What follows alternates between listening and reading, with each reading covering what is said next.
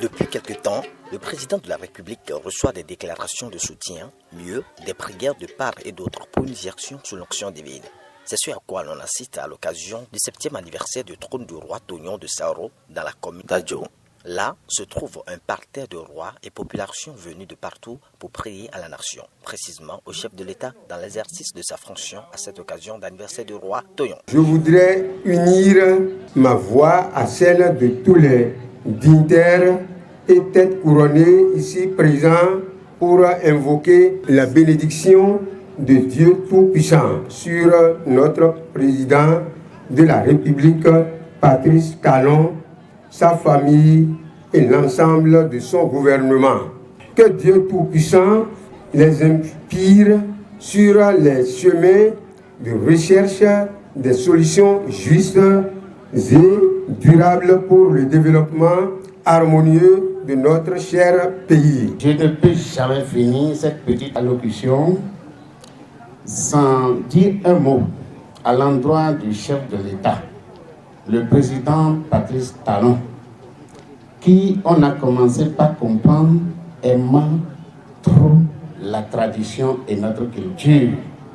Nous prions pour lui, son épouse et ses entrailles. Donc nous profitons de ce micro pour remercier le chef de l'État, le président de la République, Patrice Talon, pour tous ses bienfaits, car nous avons compris qu'il est né de la tradition et qu'il est vraiment traditionnel, purement traditionnel.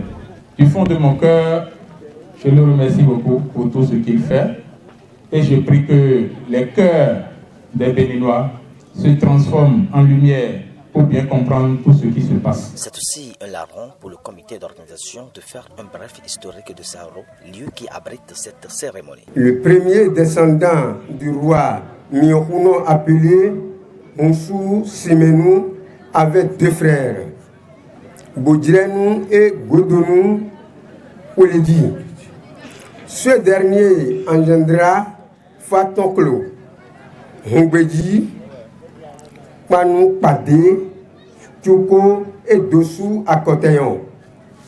L'histoire renseigne que Fatoklo, le premier fils de Godonou Ouledi, suivit son père dans la forêt où ils ont élu domicile.